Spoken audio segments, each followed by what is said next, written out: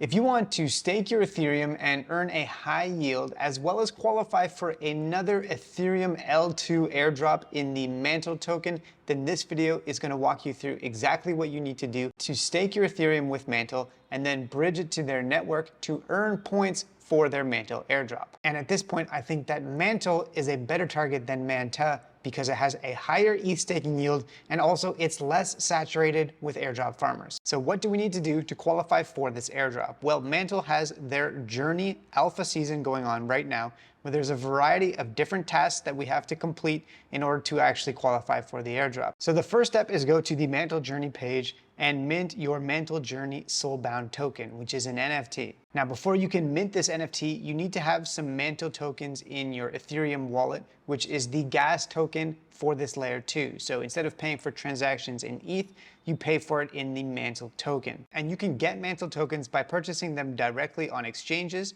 or on decentralized exchanges, and then you can bridge them to Mantle or send them to your wallet from these exchanges. And I have other tutorials on how to bridge crypto assets from different layer 2 networks, but honestly, I think the easiest way may be to send it directly from an exchange like Bybit or MEXC. Now, once you've managed to get some Mantle tokens in your wallet and you've minted your Soulbound NFT, you verify a social media account and customize your profile. And this is what the dashboard looks like. So you can see how many miles or points you have for their airdrop campaign up here in the top left-hand corner. And if you hit on the miles overview, you can see the breakdown of where your points are coming from by the various tasks that you have to complete. Now, aside from making transactions on the Mantle network, one of the best things that you can do to increase your points for this journey is to stake some Ethereum tokens with Mantle. In exchange, you'll get mETH or mETH tokens, which actually currently earns around a 7% APY. And by minting some mETH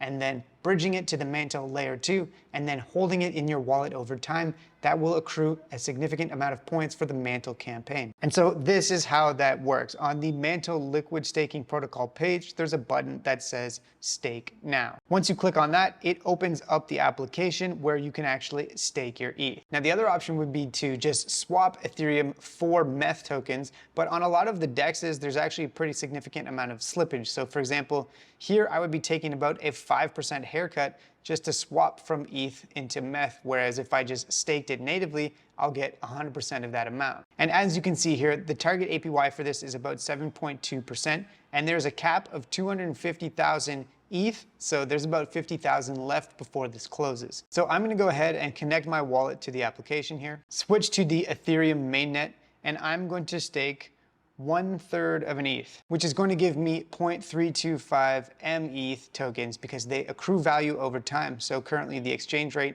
is 1 mETH to 1.01 ETH. So I'm going to go ahead and hit stake and then confirm a transaction in my wallet. Now, unfortunately, since this is on the Ethereum mainnet, it is going to cost a little bit of money. And so that's why I recommend waiting until gas fees are relatively low to do this. So once you're ready, hit confirm, and it will pop up in your wallet asking you to confirm the transaction. If you want to, you can try to snipe even lower gas fees by selecting the low gas fee option in MetaMask or whatever wallet you're using.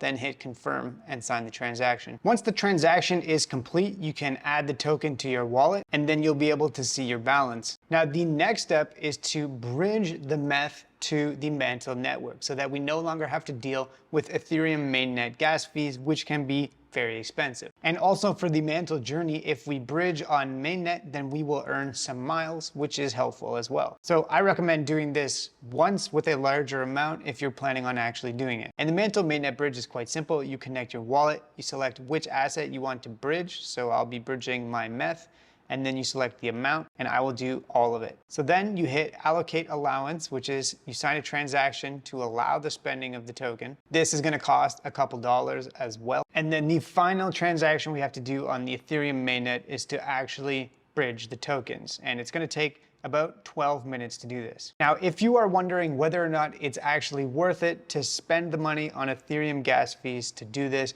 obviously it's totally up to you. In my opinion, I think that the rewards from an airdrop will probably be greater than the $20 or so that I'm spending to do all these transactions. And since it is on the Ethereum mainnet until you bridge to the Mantle layer 2 anyways, is probably weeding out a certain number of people that just wouldn't farm this airdrop because it is more expensive than transacting on ETH L2s or on Solana, for example. Anyways, I'm gonna hit deposit and confirm this transaction here. And again, this is gonna cost about $10, but I can try to snipe a lower gas fee and see if I get lucky. Okay, so that bridge transaction was complete. If you haven't already added the Mantle network, you can do so by just clicking on this button, and you can see the transactions in the blockchain Explorer by clicking on these buttons. So now I have my mETH tokens on the Mantle Layer 2 network. The transaction cost me about $8, and I also have some Mantle tokens. They gave me a bonus of about 4 Mantle tokens just for making that bridge transaction. Now, the journey page hasn't updated yet because it updates once per day, so you'll be able to come back daily and see your progress.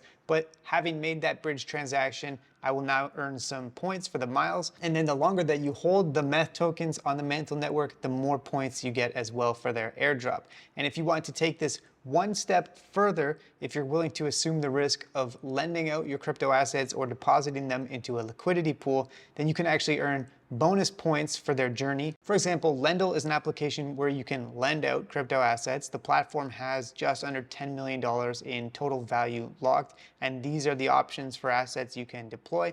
And if you do deposit some mETH tokens onto the Lendl platform, you'll earn an APR of about 3%. There's also the staking yield from the tokens that you're still getting, and you will earn bonus points for the journey. As you can see here, there's up to 2,000 points available for providing liquidity, and that also includes lending out on Lendl. So yeah, that is pretty much it. Once you get the tokens onto the Mantle Layer 2, the gas fees are much, much lower. You earn the yield on your staked ETH, and you can qualify for their airdrop the more that you participate in this journey. So hopefully you found this tutorial helpful, and if you're interested in trying to farm this airdrop, again, I think it is a good target because it is much less saturated than some of the other options out there right now. Thanks for watching, and I'll throw links to all this stuff down below this video just to make it easier for you to access everything. Have a great day.